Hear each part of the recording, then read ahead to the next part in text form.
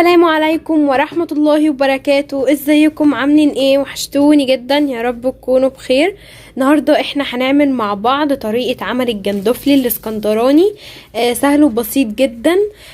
احنا دلوقتي عاملين له مية مغلية وهنوريكم بقى واحنا بننزل بيه. بس اهم حاجة ان احنا اول لما جبناه حطيناه في مية، عشان طبعا هو بيبقى قريب قوي من الرملة بتاعت البحر يعني، فلازم ان هو يتنقع في مية عشان برضو الرملة اللي منه تطلع. وكمان هو بيفتح، يعني لو هو بيبقى لسه حي بيبقى كده مفتح.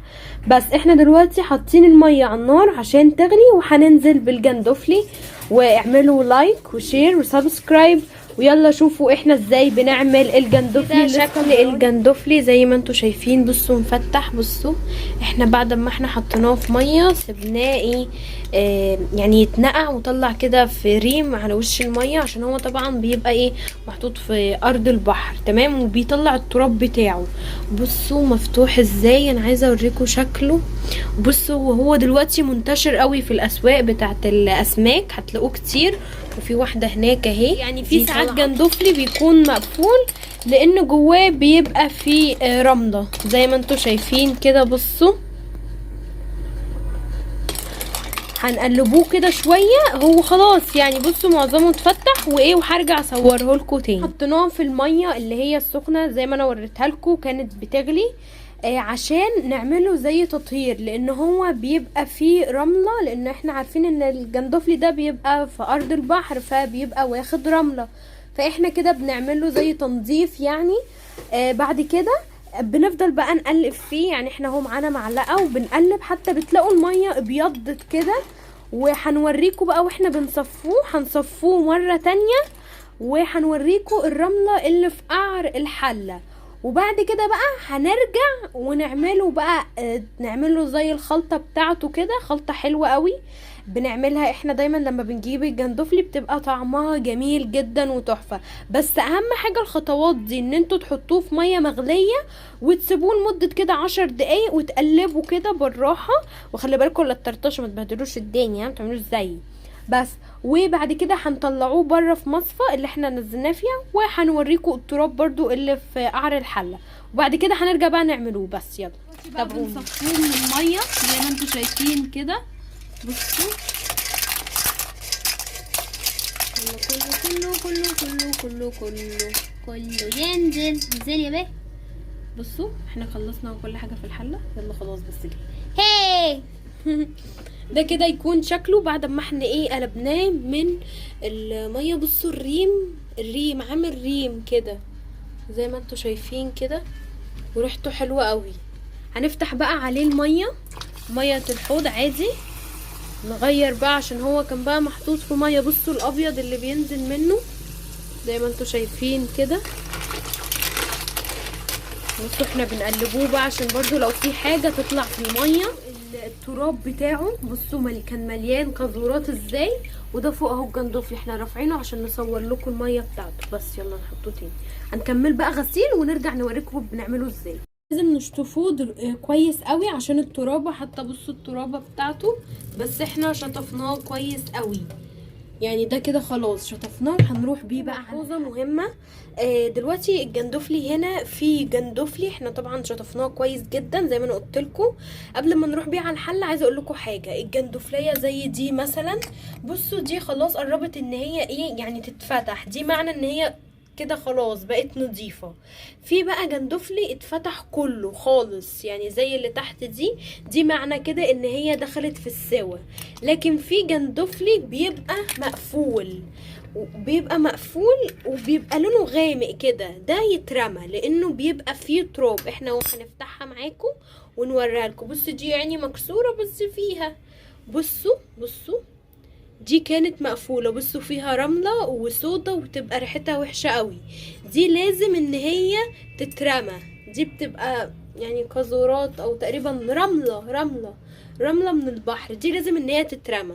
لكن الباقيين لو شفتوا ان هي اتفتحت كده او اتفتحت حتة بسيطة زي دي، لا دي كده تمام كويس. بس كده دي الملحوظة اللي كنت عايزة اقولها. الخلطة يا جماعة بتاعة الجندفلي عبارة عن طماطم وفلفل احمر وفلفل اخضر وتوم وبصل، وحطينا حبة زيت وزقزوق مية، وبنقلب زي ما انتوا شايفين كده، وريحتها حلوة قوي قوي قوي. ونستنى شوية عشان الطماطم تدبل والبصل برضو، يعني كله ايه مع بعض.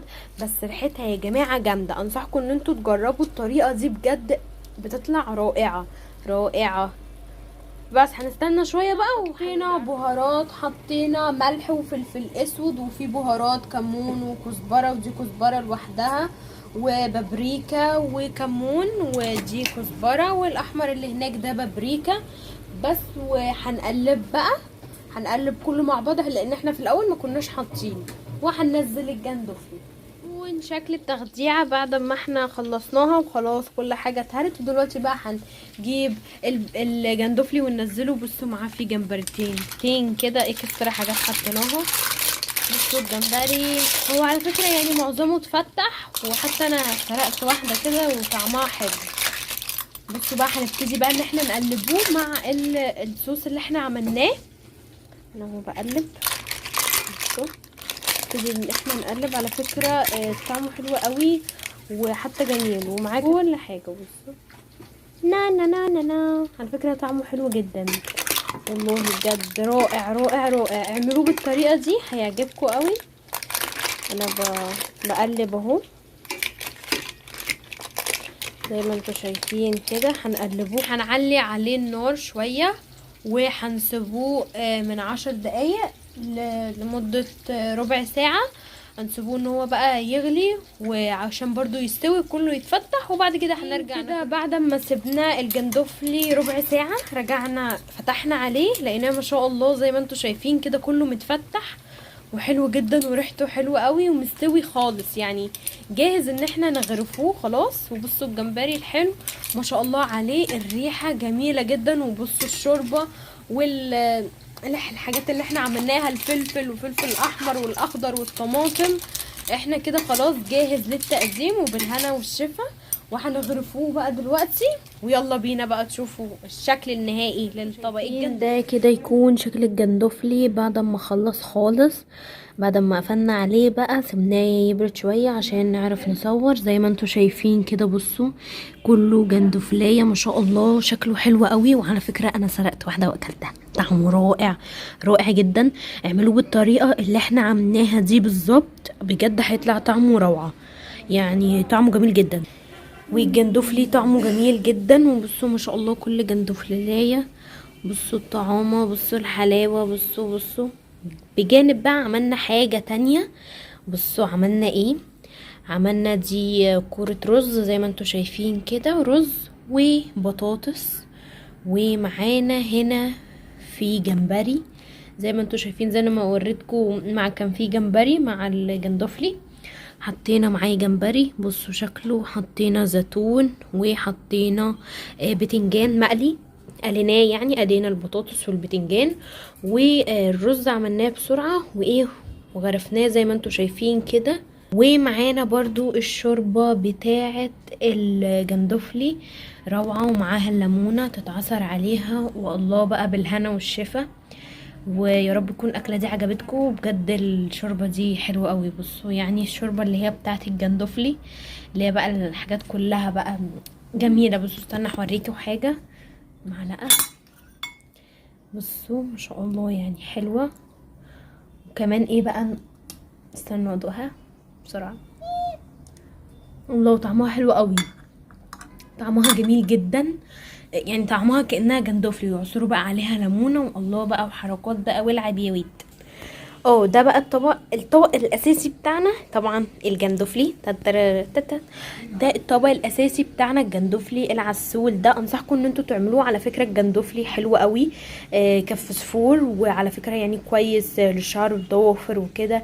يعني هي اكله السمك بتبقى لو مثلا انتوا بتاكلوها كل اسبوع، فدي ليها عامل كبير قوي. اولا الاسماك بيبقى فيها فسفور وكده، ودي حاجة كويسة. يعني الناس كمان اللي بتحب الجندفلي زي انا بحب جدا الجندفلي، رائع وجميل جدا. وانا عملت لكم فيديو عمايله سهلة قوي. وبجانب جنبه عملنا رز بالشعرية والبطاطس الحلوة اللي احنا بنعملها المدورة المقلية، والجمبري. الجمبري على فكرة اتعمل في نفس الحلة بتاعة الجندفلي، عملنا جندفلي اسكندراني وجمبري اسكندراني، ومعانا البتنجان بس. ودي كده تكون الأكلة بتاعتنا الحلوة. ويا رب تكونوا استمتعتوا معانا وتعلمتوا حاجة جديدة، وتعلمتوا ازاي تعملوا الجندفلي الحلو ده. واشوفكم في فيديو جديد، وما تنسوش تعملوا لايك وشير وسبسكرايب. والسلام عليكم ورحمة الله وبركاته. سلام.